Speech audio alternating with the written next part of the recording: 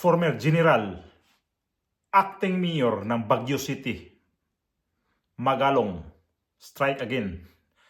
Ito yung pasabog niya na 30-30-30. Ibig sabihin ng 30-30, 30 million kada tatlong 30 million ibig sabihin nun. So ibig sabihin nun, 90 million ang makukuha mo pag ang congressman ay mag-host ng sortie. Yung mga rally-rally na ganun, na napanood natin yan. Ako napanood ko yan noong mayroong si Speaker Romualdez na nandoon sa SM Fairview. So napanood ko yun na nandoon yun si Congressman, sino ba yung congressman doon? Franz Pumaren. Itong si Congressman Vargas, P.A. Vargas ba yun? Tapos meron pang sino ba yung mga ibang, basta nandun din siya, kasama doon si Speaker Romualdez. Binabati rin po natin ang ating puting Congressman Franz Pumaren.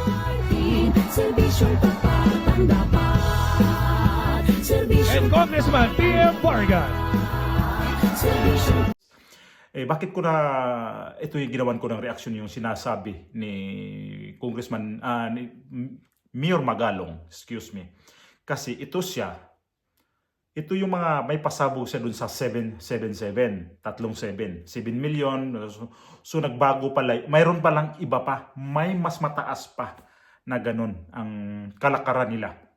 Ang tawag niya is 30-30-30. So di ko kasi ito mag-gets ng mga ganito kung ano talaga yung ibig sabihin. Kasi may nakarating sa kanya to na ganito yung patakaran niyan. Pag nag-host, halimbawa, ako, congressman, gawa ako ng sortie o mga rally-rally doon sa distrito ko. Mayroon akong matatanggap galing sa speaker. Ito lalabas to mamaya yung sinasabi na speaker.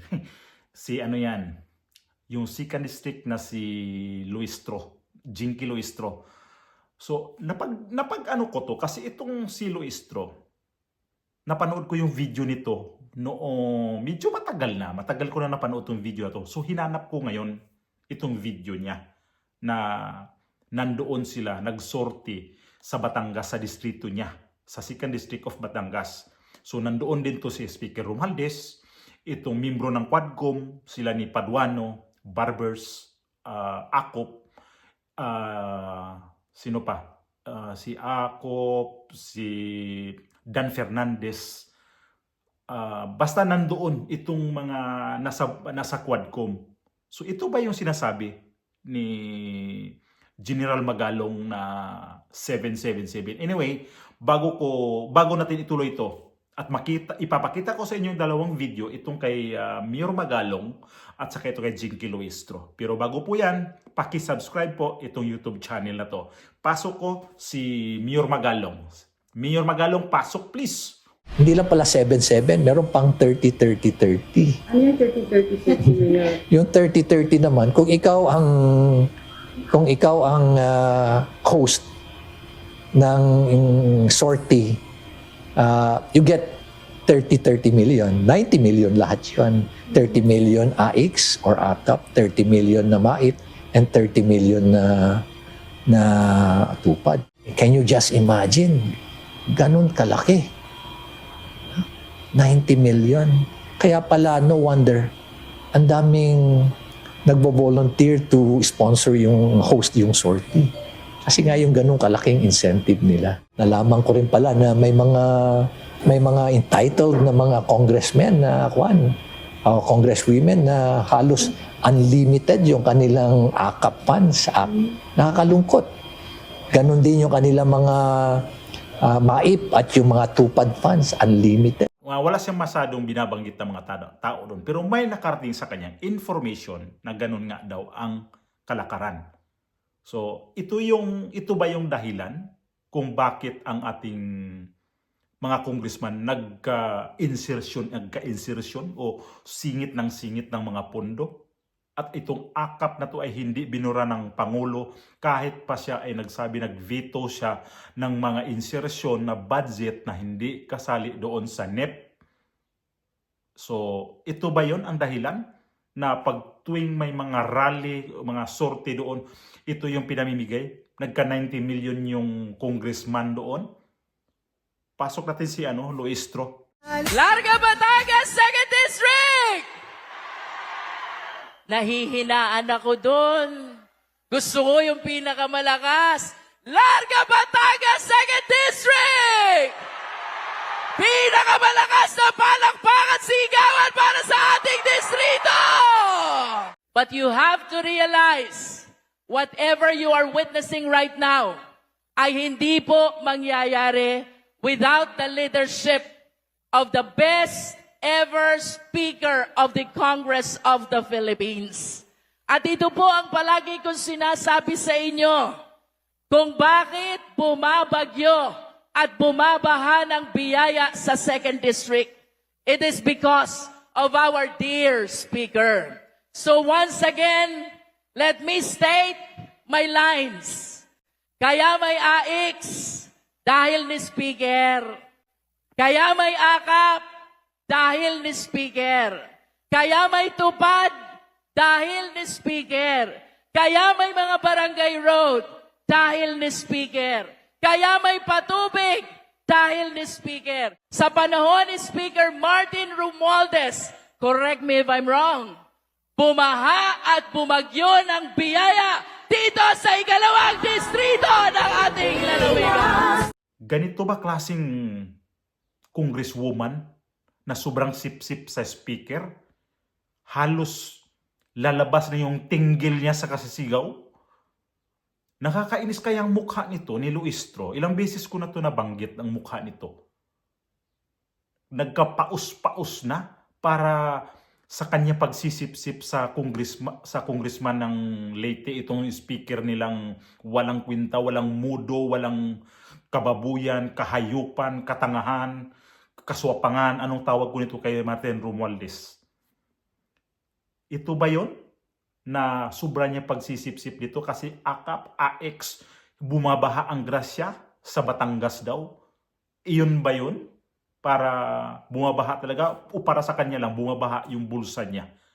Kawalang yan ito. Kung ako taga Batangas sa inyo, Batangas sana naman napanood ng mga video tungkol nitong Luistro na to, lalo dyan sa 2nd District. Bantayan nyo yung kandidato nyo. Niluloko kayo niyan. Ginagatasan kayo niyan. Yung pera ng taong bayan pinagagastos niyan. Yung babae na yan na sobrang lakas sumigaw, halos labas na lahat ng tinggil niya. Napaka-sip-sip niya sa speaker. Ang speaker naman doon na akala mo parang siyang parang mascot eh. Yan pala yun, ini-expose ni Magalong, tapos si Magalong ngayon pa ang itong si Mayor Magalong pa ang nagiging masama. Ito pang si Mayor Magalong ngayon ang sabihin na gumagawa ng istorya. May kasabihan. Hindi uusok pag walang nagsisiga. Totoo yan. Bakit lumalabas itong mga istorya na to ngayon?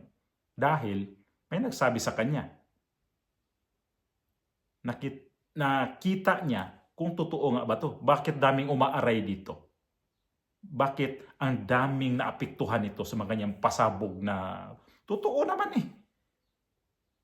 Mayor, nakaranas siya nito. Meron siyang mga ebidensya nito pero di lang niya mailabas-labas. So saan ako maniwala? Dito kay General Magalong, ngayon mayor ng Baguio City. Palagay ko ito si Magalong, matino talaga to. Hindi ako nag-ano nito na hindi siya matino. Dating dating general ng PNP. Tumakbo ng pagka-mayor sa Baguio City at nanalo. Ito yung binanata ni Mike Abe na sino daw sa likod nito. Walang sa likod nito. Siya mismo ang Bakit ako magpapadikta nito? Halimbawa ako si Magalong, dati akong opisyal ng PNP. PMA graduate ako, tapos magpadikta ako kay kanino-kanino dyan. Ngayon, itong si Luistro sa Batangas, dito ko lang to napagdugtong, dinugtong ko lang to si Luistro, kasi nga, napanood ko tong video na to, although may video ako nito, na nakakahiya naman tong babae na to. Na grabe pag sumigaw na sabi ko nga, laswa man pakinggan, labas ang tinggil. Grabe pag sumigaw. Halos lahat na sigurong busis nito parang bumukas na yung lalamunan niya at saka nautot na siguro to kasi sigaw niya para marinig dito sa congressman na sa pagkasipsip niya. Yun pala yun. Binigyan pala to ng 90 million per sorte. Kawawa naman tayo mga Pilipino. Ngayon nga si Bongbong Marcos hindi na nga alam niya kung paano punduhan yung mga budget kagaya ng NIA, yung National Irrigation. Tapos itong sa DepEd, sa DOT, yan yung ngayon ang pinoproblema.